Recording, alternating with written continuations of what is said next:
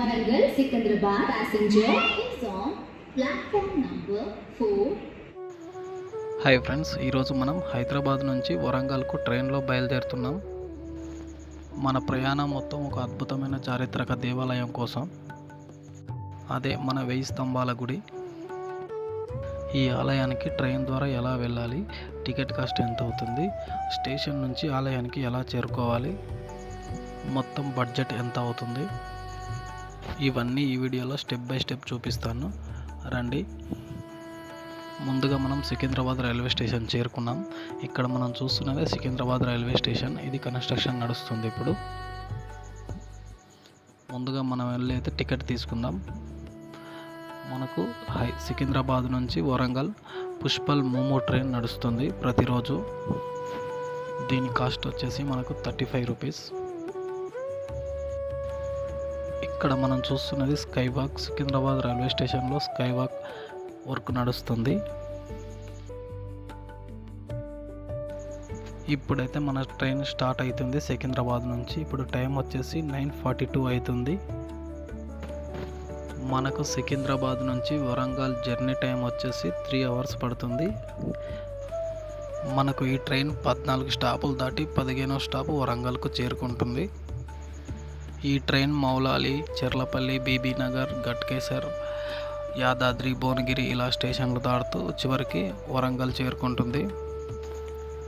మనం టెంపుల్ దగ్గరికి చేరుకోవడానికి కాజీపేట జంక్షన్ అలాగే వరంగల్ స్టేషన్ 2 మనకు అందుబాటులో ఉంటాయి. ఇప్పుడు మనం చూస్తున్నది కాజీపేట జంక్షన్ రైల్వే స్టేషన్. ఇక్కడ నుంచి కూడా మనకు వరంగల్ 1000 స్తంభాల గుడికి వెళ్ళడానికి ఆటోలు ఉంటాయి. డిస్టెన్స్ వచ్చేసి 6 కిలోమీటర్స్ ఉంటుంది. కానీ మనమైతే వరంగల్ రైల్వే స్టేషన్కి వెళ్ళాలనుకుంటున్నాము. అందుకనే మనం వరంగల్ రైల్వే స్టేషన్లో దిగుతున్నాము. కాజీపేట జంక్షన్ వచ్చే టయానికి టైం 12:32 అయ్యింది. ఇప్పుడైతే మనం కాజీపేట జంక్షన్ దాటుతున్నాము. ఈ కాజీపేట జంక్షన్ నుంచి వరంగల్ రైల్వే స్టేషన్ 6 కిలోమీటర్ల దూరంలో ఉంటుంది. ఇప్పుడైతే మనం కాసేపట్లో వరంగల్ రైల్వే స్టేషన్ చేరుకుంటున్నాము. ఇదే వరంగల్ రైల్వే స్టేషన్. ఇప్పుడే మనం స్టేషన్లోకి ఎంట్రీ కాబోతున్నాము. ఇక్కడికి వచ్చే సమయానికి మనకు టైం వచ్చేసి కరెక్ట్ 1 o'clock అయ్యింది మధ్యాహ్నం. ఇప్పుడైతే మన ట్రైన్ 3వ నెంబర్ ప్లాట్ఫారం దగ్గర ఆగుతుంది.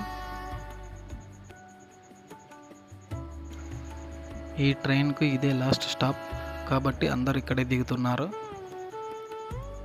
మనం వచ్చేసి ఈరోజు వచ్చేసిన ట్రైన్ ఇదే ఫ్రంట్ వ్యూ. ఇదే మోమో ట్రైన్, పుష్పల్ మోమో ట్రైన్. ఇది మళ్ళీ తిరిగి సికింద్రాబాద్ వెళ్ళిపోతుంది. మనమైతే 3వ నెంబర్ ప్లాట్ఫారం నుంచి 1వ నెంబర్ ప్లాట్ఫారంకి వచ్చాము. ఇక్కడ నుంచి బయటికి వెళ్తున్నాము.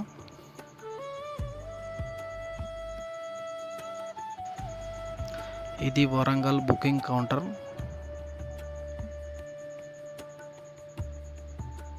స్టేషన్ నుంచి బయటికి రాగానే మనకు ముందుగా ఐ లవ్ వరంగల్ అనే ఇలా నేమ్ బోర్డు కనిపిస్తుంది. ఇప్పుడైతే మనం స్టేషన్ బయటికి వచ్చేసినాం. వరంగల్ రైల్వే స్టేషన్ ఈ విధంగా ఉంది. స్టేషన్ బయటికి రాగానే స్టేషన్కు లెఫ్ట్ సైడ్ మనకి ఇక్కడ రైల్వే కోచ్ రెస్టారెంట్ ఉంది.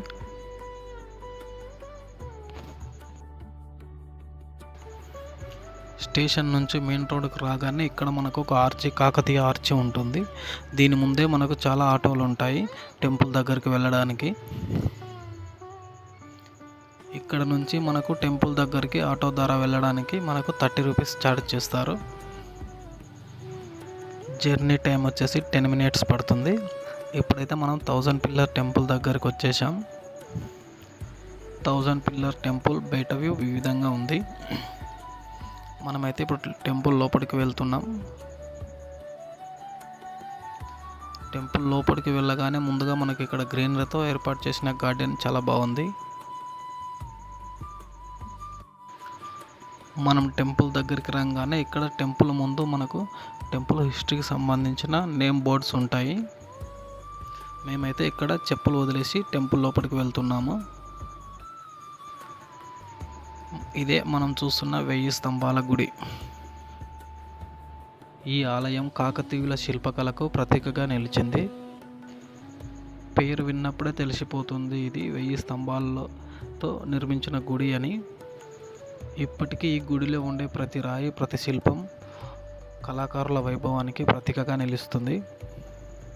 మనకు టెంపుల్ పక్కనే లెఫ్ట్ సైడ్ ఒక పెద్ద కోనేరు ఉంది.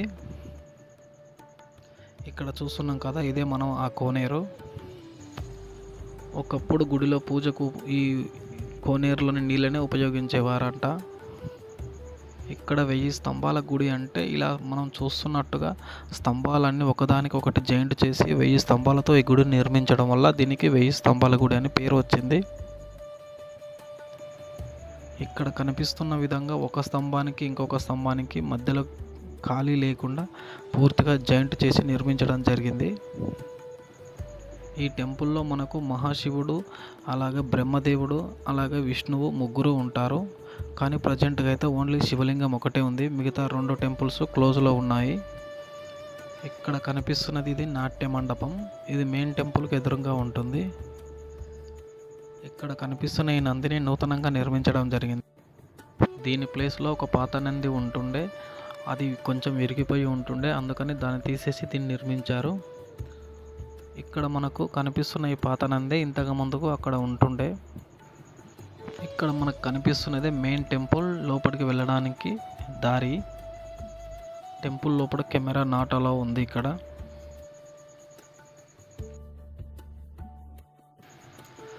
మనకు ఇక్కడ కనిపిస్తున్న ఈ నాట్య మండపం ఇంతకు ముందుకు మొత్తం పడిపోయి ఉంటుండే, దాన్ని మళ్ళీ రీసెంట్గా కన్స్ట్రక్షన్ చేసి నిర్మించడం జరిగింది.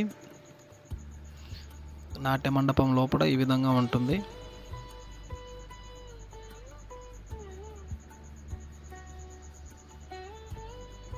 ఇది టెంపుల్ మొత్తం ఫుల్ వ్యూ ఈ విధంగా ఉంటుంది చూడడానికి బయట నుంచి.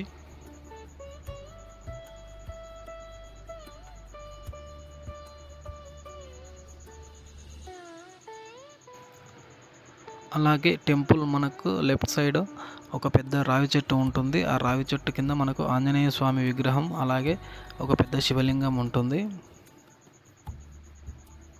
కొబ్బరికాయ కొట్టాలనుకునేవారు మనకి ఇక్కడ కొట్టొచ్చు. టెంపుల్ లోపల కొట్టడానికి అలో ఉండదు. ఇది టెంపుల్ మొత్తం వ్యూ. ఈ వీడియో మీకు నచ్చినట్టయితే లైక్ చేయండి, అలాగే షేర్ చేయండి. మీకు ఉపయోగపడుతుంది అనుకుంటే సబ్స్క్రైబ్ చేయండి, మర్చిపోవద్దు. Thank you. ఓం నమః శివాయ. అలాగే మరిన్ని ఇలాంటి వీడియోస్ కోసం మన ఛానల్ని ఇప్పుడే సబ్స్క్రైబ్ చేయండి.